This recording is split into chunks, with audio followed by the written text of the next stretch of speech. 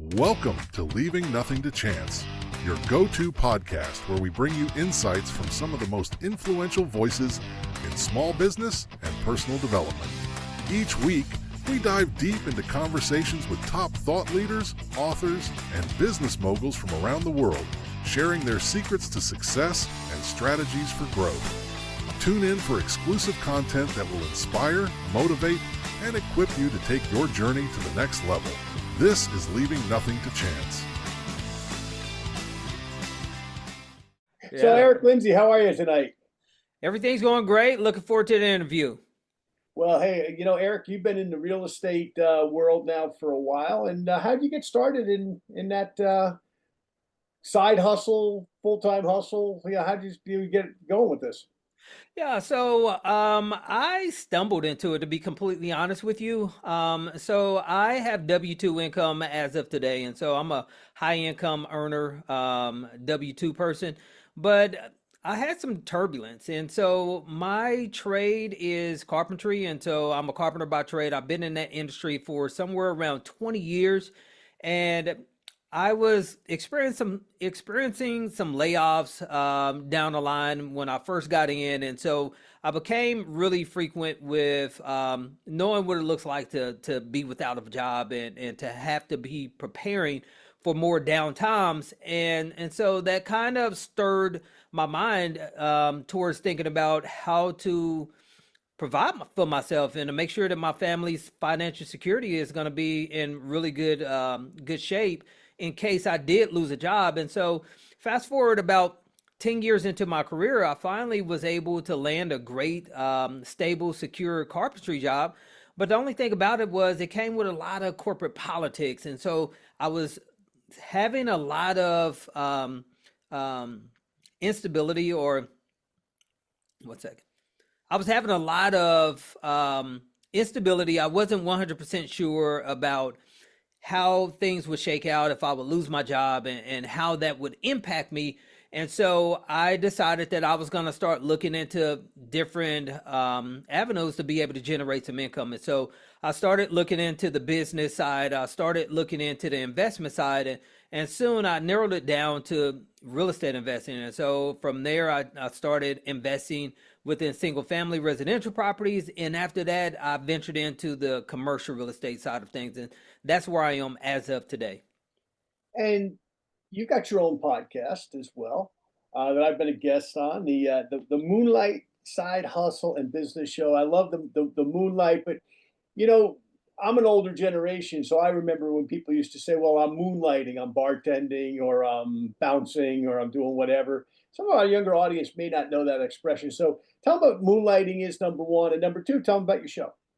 Yeah, so moonlighting is to do something on the side of your full-time job. And so it's to have an extra stream of income. And just like anything else, it's always good to have a separate income or multiple streams of income to be able to generate opportunities in more lean times and to be able to be prepared for just being diversified. And so you always want to have multiple streams of income.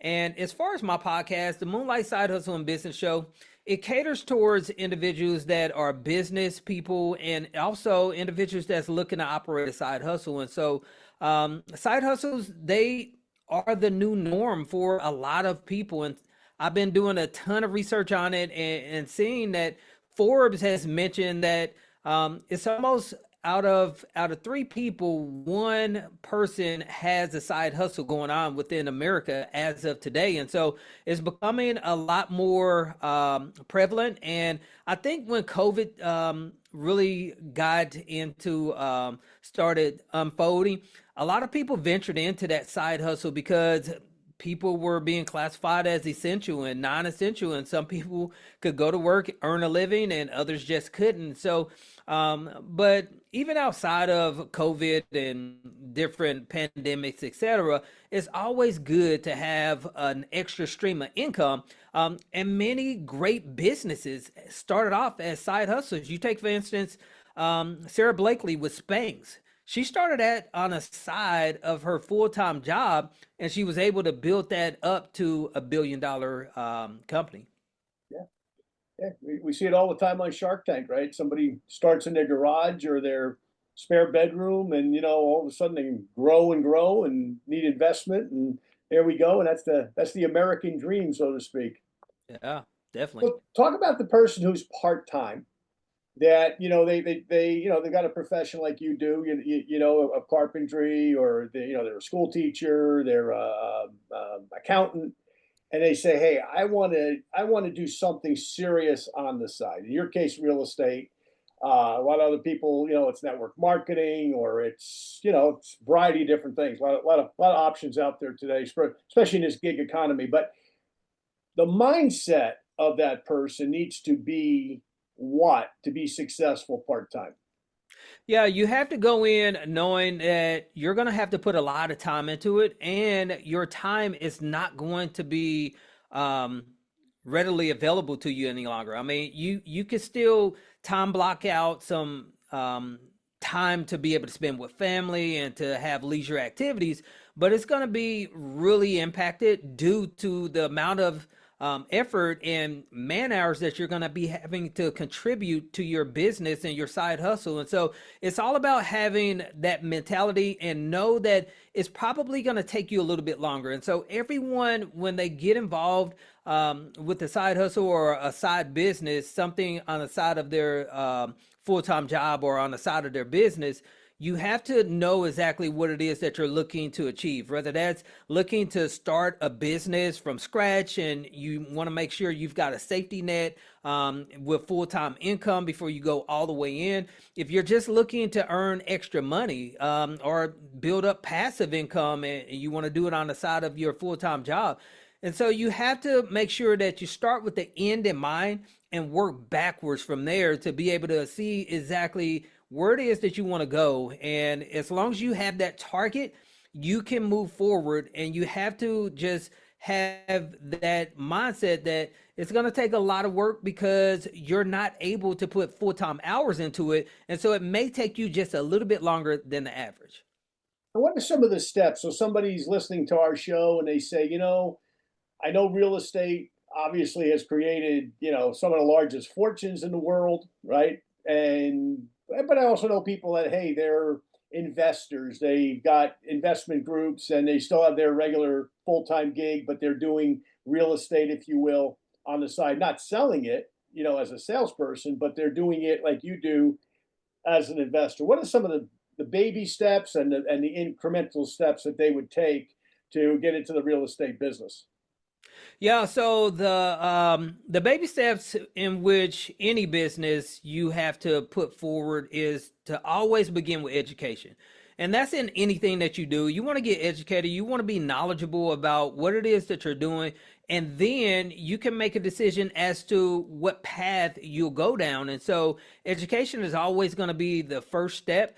And then the next is going to be action. And so you don't want to be one of these people that suffers from analysis paralysis, and they are constantly educating, continually learning more and more and more, but they never take action. The key to business, I think personally, is education and action. If you can couple both of those together, you can have an extremely successful company. So you're going to start with education, you're going to move into action, and then you want to get around a great network of people. You want to get around some people that's doing what it is that you decide that you're going to go all into, and through that community and through that network, they'll pull you along because you'll be able to see other people doing what it is that you're doing. And you definitely want to have some people that you're connected to that's way further ahead than where you are when you're first getting started. That way you can see what the end looks like, and then also have that pattern, and also be learning from someone instead of being the smartest person in the room. Always be looking to learn from people that are a few steps ahead of yourself. But as far as real estate, there's so many niches within real estate. You've got single family residential properties, you've got commercial properties, you've got apartment complexes, self-storage facilities, mobile home parks, assisted living facilities. that comes with that education piece. Discover exactly what it is that you want to do. You may even want to be a flipper. You might want to be a buy and hold single family residential landlord. And so you have to make a decision as to what it is that you want to do. And then you create the plan, start with the end in mind, see what type of time frame and what type of timetable you have. And then you can start building things out. You may want to enter into real estate as a passive investor. And a passive investor is a person that just places money into investments, and they allow experienced real estate investors, such as myself, such as other real estate investors, to go and operate the properties, do what they've been doing for the past 7, 8, 12, 15, 20 years, and you receive a safe return on your investment, or an alternative investment, an alternative to the stock market. And why is real estate always seems like it turns out to be the best investment? I mean, people might argue there's different things, but for the most part, historically, real estate's always appreciated. Why is that? Yeah. So first off, there's a saying that says, "God's not making any more dirt." Anything that is a limited supply, it's extremely valuable. And so you take a look at gold, you take a look at oil, all minerals and all products, for the most part, that's in a limited supply. They're going to be extremely valuable. And so it is with dirt, so it is with land, so it is with houses. There's a huge need for people to be able to live somewhere. And so what that creates is an extremely valuable item or product, and that's what real estate is. And so within real estate, you can capitalize on multiple different facets to be able to generate income. So you've got the appreciation play, in which it can just appreciate. It can become more valuable over time because of inflation and because forced value through making renovations and increasing rents. Then you've got the cash flow side of things, in which you can get cash flow coming in on a month-to-month basis, or a quarterly basis, or on a year-to-year basis, because you're able to charge more rent than the expenses that you have, which throws out a profit to you. And so it's just like a business. Real estate and owning real estate is viewed as a business. If you go to get a loan from the bank, they're going to look at it based off of the income that it's producing, not unless it's a single family residential property. But even if it's a single family residential property, you're gonna need to know how much cash flow is throwing off on a month-to-month basis. And that's determined based off of how much income you have coming in, how much expenses you got going out, and what's left over. And the true income is subtracting your mortgage from that, and that's going to give you your exact cash flow that belongs to you. And so as long as you are staying positive, as long as you are making more than you're spending, then your cash flow positive. And then the third way that you can make income with real estate is when you sell. When you sell the property, that's another capital event. And so you've got the appreciation, in which the property goes up over time, in value over time. You've got the cash flow that it throws off on a year-to-year basis. And then you have a investment or a return that comes back to you once you sell, and the profit that's left over after you pay your loan off. Or if you don't have a loan at all, then that's just 100% capital to you. And now we're in kind of uncertain terms right now. We've got a new administration, right? We got tariffs going some countries, coming off other countries. We've got some uncertainty. We got fairly high interest rates, right? Not super high, but not where you want them to be, certainly, or I want them to be, or any investor wants them to be. Excuse me. So operating in these uncertain times, what's your advice? Yeah, so you want to stay conservative, and you want to look for great deals. This is not the time to buy really thin deals. Sometimes you can get into an investment because you're just desperate, or you just want to get some things done. And this is definitely not the time to do that. In more tighter times like this, it shows the true operators, people that know how to run a rental property or how to make money or generate income with real estate. Because when the market is a bull market, well, you don't really have to be super smart or super intelligent or have great operations with your business or your real estate, because everyone that's got a pulse, for the most part, they're making money with their real estate, because the economy is forcing that appreciation, is forcing that cash flow. But when you get into the leaner times, you have to tighten your belt. You have to make sure that your expenses are as lean as possible, as minimal as possible, and that your income is as much as possible. And you have to really just concentrate on the pennies to make sure that you're running a tight ship. But the name of the game during uncertain times is always to be conservative. You want to underwrite, you want to evaluate and analyze a property to see if it's a safe investment, really conservatively, plan for the worst. And I think that's a great investment strategy. We hear all the time about, people flipping houses, right? Us non-real estate people, we hear that terminology. What is that? Yeah, so flipping houses, it's got really glamorized through HGTV. But yeah, I mean, it can be a great investment vehicle, and as a matter of fact, someone can invest in flipping houses passively and get a pretty good return on their capital, anywhere from 8 to a 12% cash on cash return.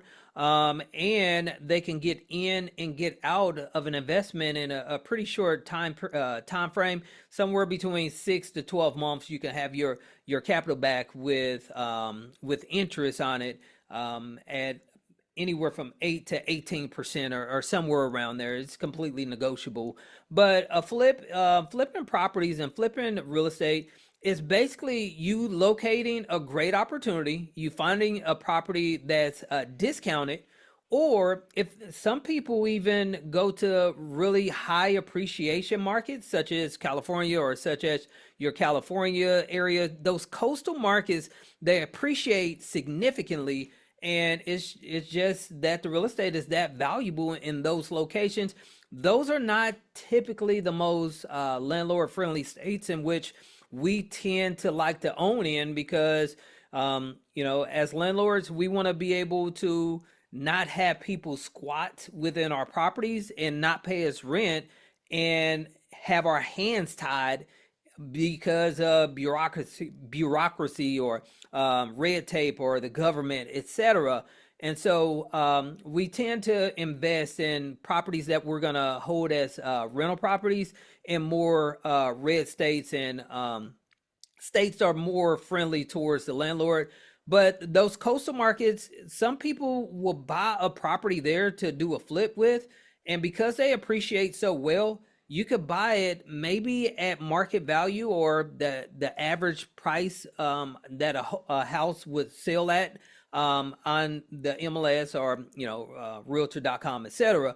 Hold on to that property, maybe make a few repairs and hold it over time, maybe 2 to 3 months, and it could go up in value, $10,000 to $25,000 or $50,000, and that's extra income for you. But the traditional model of the fix and flip is to find a property that is below value, and usually the reason that properties are not at market value is because they need work. Either they're not updated, or they have something structural, or is something going on with the property, some type of underlying issue that you can be able to purchase these properties at 75% of cost, or 75 cent on the dollar. The going number that is pretty much the sweet spot. You want to be able to pick a house up for somewhere right around 60% of its full market value or fair market value. And then you can add the renovation to it. And you just have to make sure that there's a good enough cushion which you'll be able to secure a profit when you sell. And you always want to, depending on the market, you want somewhere around $50,000 at the end of your renovation when you go to put it on the market.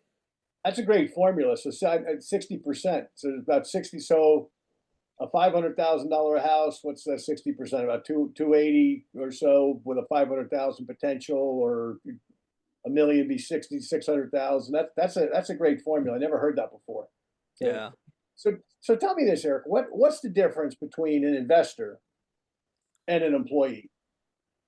Yeah, so an investor is he could still be an employee at the same time, but typically most investors are going to be self-employed, and so that's my end game, my end goal as well, to eventually be self-employed.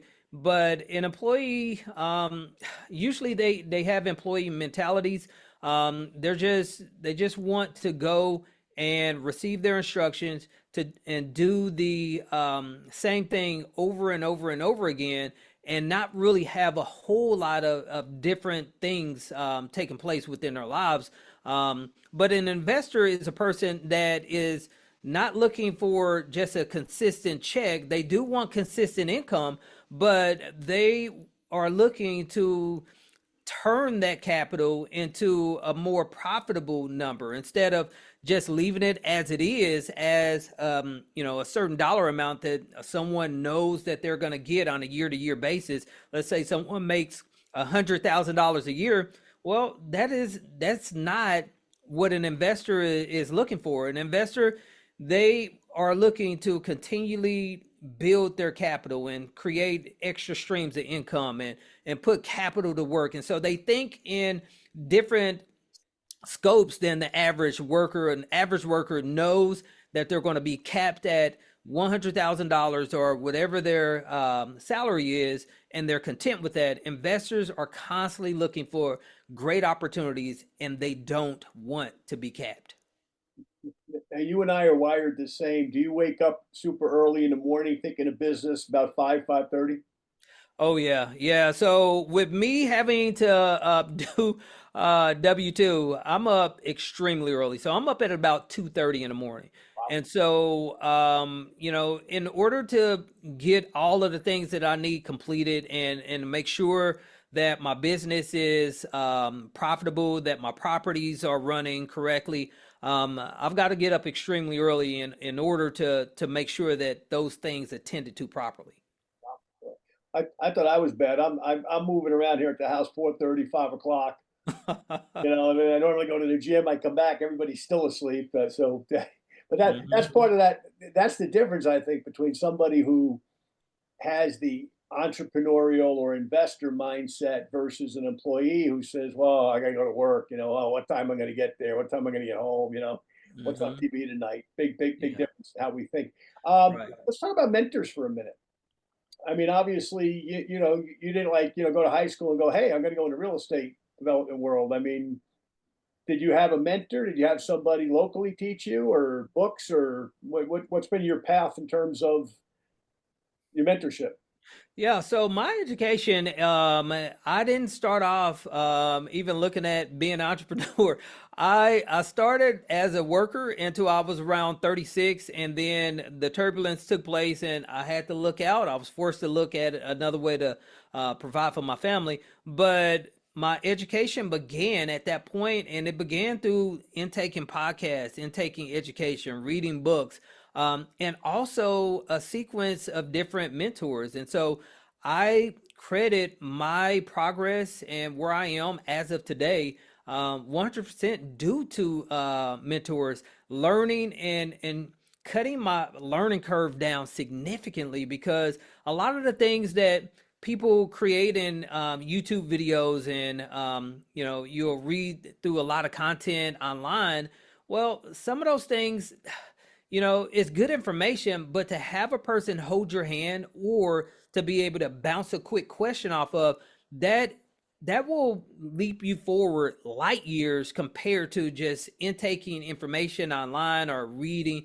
And so mentors has helped me significantly. And I probably, over a 9 year stretch of being in business, I probably had somewhere close to about 7 different mentors. And so this most recent one, it's been the most impactful one. He is over a commercial real estate mastermind. And so within our group is probably about 1,200 people. There's right at about 300 of us that are very active within commercial real estate investing, and just being amongst that group of people and being around these people, that some people are wealthy. I mean, extremely wealthy. Some people have massive amounts of real estate under their belt. Some people just have really large net worths, etc. And so just rubbing shoulders with all these different high caliber people, and also the mentor, in which have he's got a couple $100 million of real estate under management himself. Just being around that and learning from each one of those people, it's definitely helped me out. Great, great.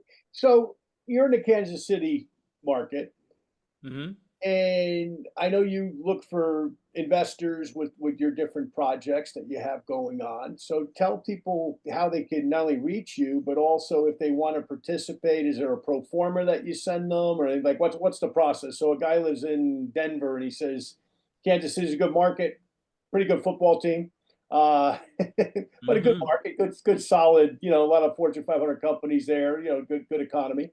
That's what I always look at, by the way, with things like this is, is there building going on? Are the Fortune 500 companies there? Are the people going there or leaving there? Exactly. Kind of thing. And Kansas City is one of those cities that people are certainly going to and moving to for a lot of good reasons. So wherever they live, they say, hey, you know what, Eric, I'm interested in that KC market. What do they do? How do they get in touch with you, and what's the process? Yeah, I like to funnel them to my website. And so my website is Moon, like the planet, MOON, light, LIGHT, CRE.com. So moonlightcre.com.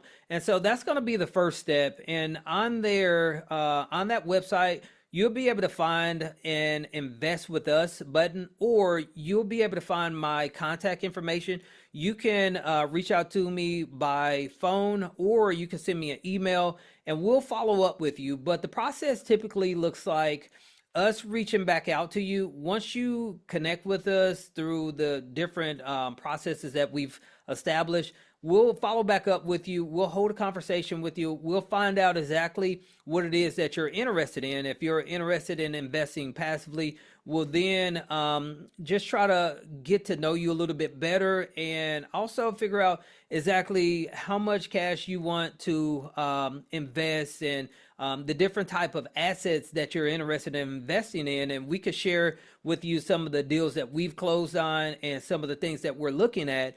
I can also share with you the pro forma, the spreadsheets, and some of the returns of the investments that we're already involved in. And currently we have 2 mobile home parks under management. And so it's 146 units total. And the beauty of mobile home parks is that they are so recession resistant and resilient, where a lot of other real estate, they'll suffer a high vacancy. Well, mobile home parks, it does not experience those type of high vacancies, and the tenants, they tend to stay for anywhere between 5 to 10 years. So apartments, the average tenant within an apartment complex, they'll just stay there for 1 to 2 years. And the beauty of that and the benefit of a tenant staying so long is, well, your unit is not vacant. And so vacancy is a huge enemy to a real estate investor. You want your property to stay as full as possible. You want it to be 100% full. And what that means is you're receiving 100% of the income. And so the closest that we can get to 100%, that's the name of the game. And so mobile home parks, they typically stay really close to that 100%. But we also look at multifamily apartments. We're huge advocates for apartment complexes. And the reason we're so bullish when it comes to apartments is they're also recession resistant, and they hold their value so well. And so on average, our investors are receiving between 7 to 9% cash on cash returns. We know that savings account, it may throw out about a 5% return, but with the savings account, it doesn't pay you three different ways. With real estate, we're paying you on a month-to-month basis, or either a quarterly basis or a yearly basis, and we're going to hold on to that property for about 2 to 5 years. And so if you park $100,000 and we're giving you an 8% return, that means that you're making $8,000 per year. If we hold on to that property for 5 years, then that means that you've made $40,000, and then you're going to be able to have all the depreciation of that property, in which is going to help you significantly when it comes to tax. Is going to help you with the active income that you may have to be able to write off some of those type of things. And then when we exit the property, when we go to sell, you get another return that way. And so if we're also able to refinance in the meantime, if we can pull out some of that cash early, then we could pay you guys out early as well. And so we're not saying that that's going to happen every single time, but if that is the goal, if we can get you your cash back within a year, 2 years, and then have you guys either 100% paid off or a lot of your cash back in your pocket, well, then you only have a small amount or either no amount within that property, and that will produce an infinite return. You're still into that investment, making and generating income, and when we go to sell it, you get another payday in the end. So there's multiple ways that you're going to be getting paid with real estate. Beautiful, beautiful.